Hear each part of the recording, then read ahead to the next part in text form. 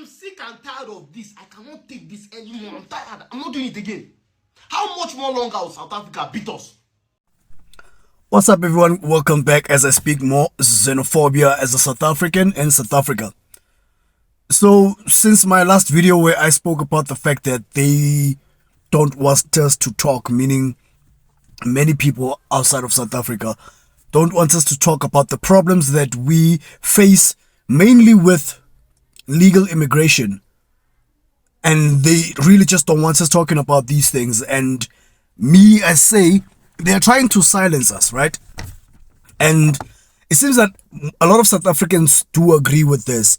And I do want to say, us talking about illegal immigration and problems that we face with with illegal immigrants in the country is not xenophobia.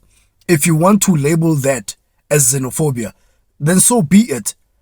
But as I mentioned in the last video, we are fucking tired and we will not be silenced by any means, okay?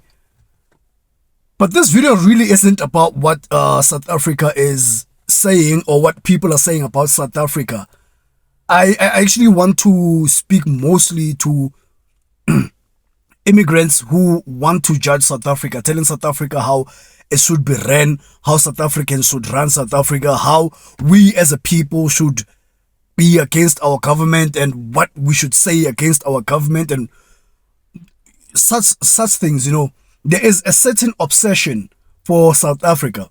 And then in the last few days, myself, I've noticed it mostly coming from Nigeria and surprisingly for me also from Kenya, because I saw a video a few days ago of some guys in Kenya talking about the fact that they never want to come to South Africa. Everything that they need is there in Kenya. Sharp, that's all right. But I think that because there is so much rift at the moment, especially online with South Africans and Nigerians, which is really not the same experience on the ground. Because if you go to any CBD or any city where there's Nigerians, South Africans and Nigerians are getting along. It's weird, it's crazy. I think we're just fighting mostly online. And online, when we come to talk about the problems that we have, we mainly talk about the problems that come with crime, that come with drug dealing, illegal immigration, fraud, and all of that, right?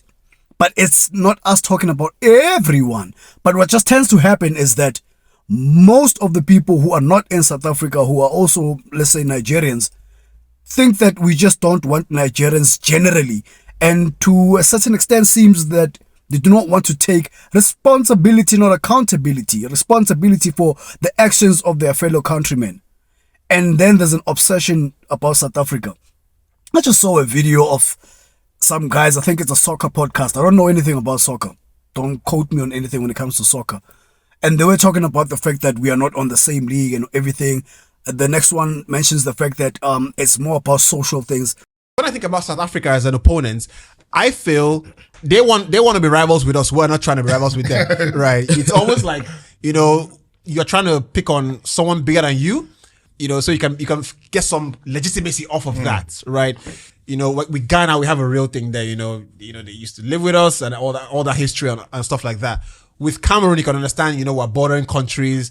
And all that, you can understand that, but we know they drag anything. We some people I think based on development, I don't think it's actually football. You know, it's a social life. Yeah, I totally agree. I was going to say it's deeper. Music, you know, way of life, development, government, and the rest. So I think everything now boils down to football, because normally we are not even close in terms of quality. To be honest, I think the Super Eagles, the Green Eagles of the days.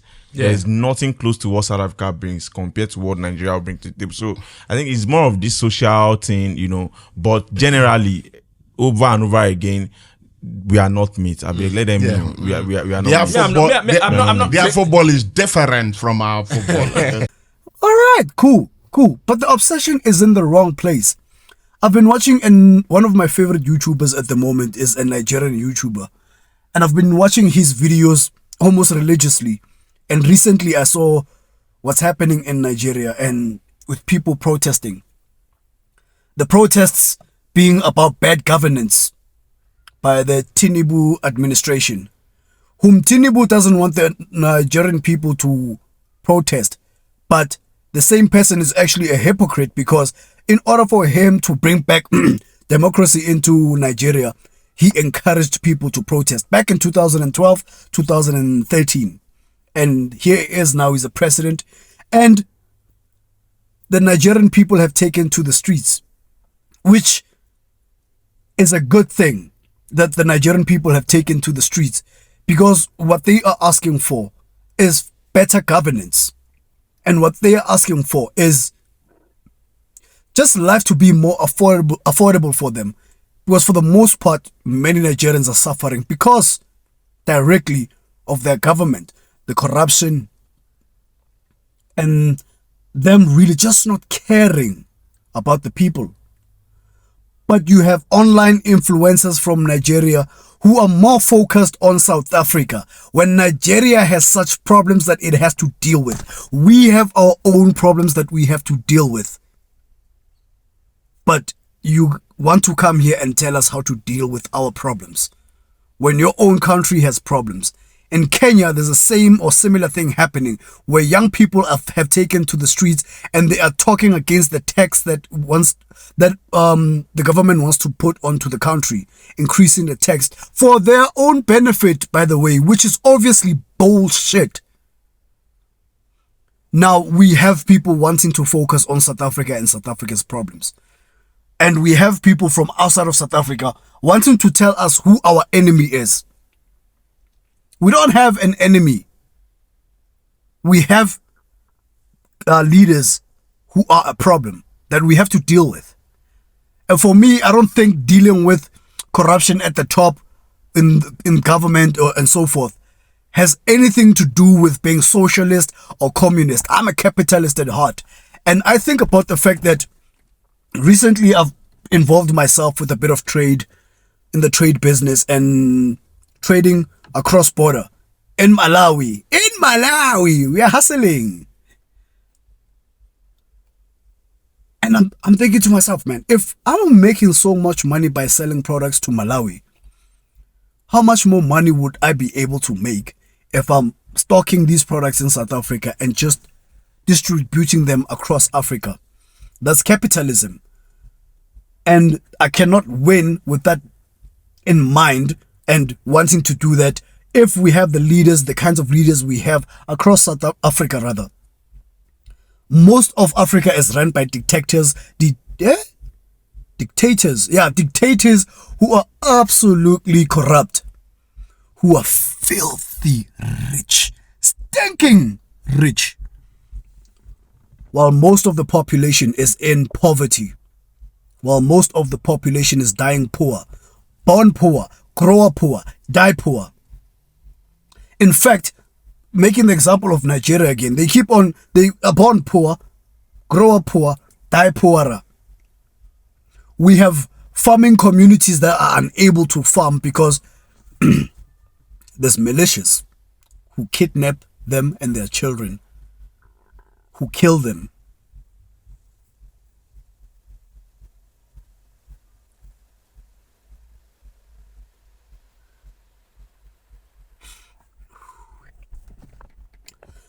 Oh, yeah, okay, cool. Let me gather myself. Because, I'm thinking about the children mostly. And the children is not just Nigerian children, it's not just Kenyan children, Zimbabwean children. It's children in general. South Africa, Zimbabwe, Mozambique, Lesotho, I don't care.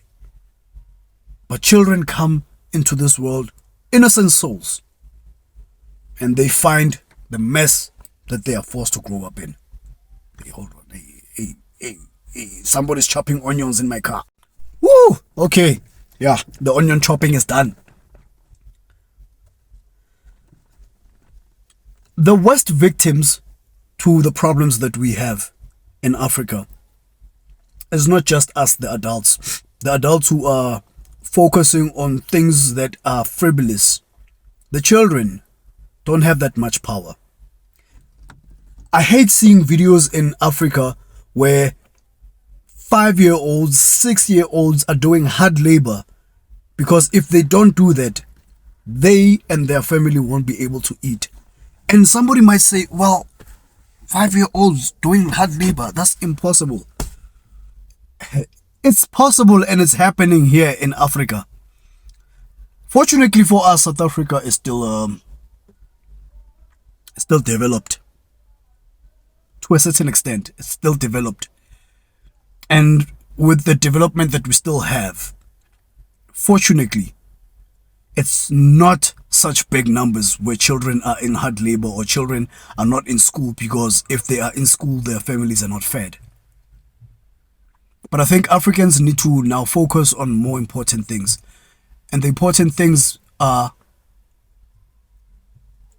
changing our countries for the better. In the context of South Africa, myself as a South African, I am 30 years old and we are 30 years into democracy, and the ruling party being the ANC, being black people. And the suffering of black people has not ended. It just changed in flavors. It just changed in the way that they experience it.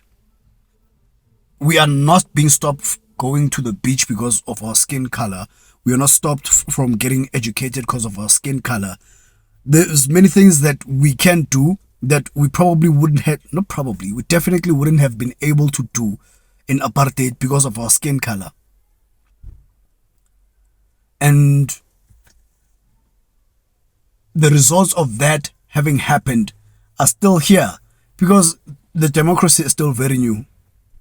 But if you look at countries that have had their independence for more than 30 years, the way things are, it shouldn't be that way. Countries with 60 years of independence look like the West version of South Africa, where South Africa is now at the rate that we are moving in. And a change really needs to be done. I hear a lot of South Africans and other people saying that our enemy is the white man and all of that. I understand that. You say that they are our enemy because of our history with them in this country. But at the moment, those people are not in power. Yes, financially they might be controlling some things, but we still are able to do things to make sure that it's better. I am not a politician. I don't have the answers. But I think the enemy of a black man is a black man. And every other African country out there is proof of that. Maybe the exception we could say is Botswana or Lesotho. But most African countries are run by dictators. Most African countries with minerals that could have almost everyone, at least somewhat lower middle class. But it doesn't happen that way. South Africa is rich in many kinds of minerals, but we are poor. Zimbabwe is rich in all sorts of minerals, but they are poor. Nigeria is rich in crude oil, baby. The thing that runs the world still. But they are protesting at the moment because they are struggling and suffering. The YouTube channel that I was talking about, his last video before the recent one, he ended it with words that they hit me. They hit me. And not in a nice way, because he said, I will see you in the next episode. Hopefully. Here is a young man who is... I'm learning a lot from this person, and many other people are learning a lot from this person. And he's already prepared, possibly, to be unalived by his own government for fighting for his rights. And I think this is what needs to be done all over Africa. We need to fight for our rights. And if we have a bad leader, a coward of a leader who only enriches himself and his families and connections, if those are the leaders that remain in power, we remove them, put on the next person. If that next person is the same as the previous, remove them by any means necessary. unless we are happy with bringing children into this world who are going to suffer. If you are an African outside of Africa who's happy, outside of South Africa, who is happy to bring children into your home where they're going to suffer, then continue. Let's continue living this way. Let's continue this trajectory. Yeah. I'm actually very pissed off and at the same time sad. You know, on a lighter note, this, Nigerians are saying that South Africa is beating us in everything.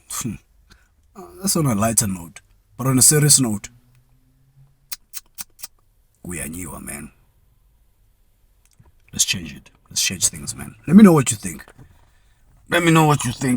I want to talk to South Africans about the issues of land expropriation without compensation and reparations and so forth. But I wanted to focus on this topic.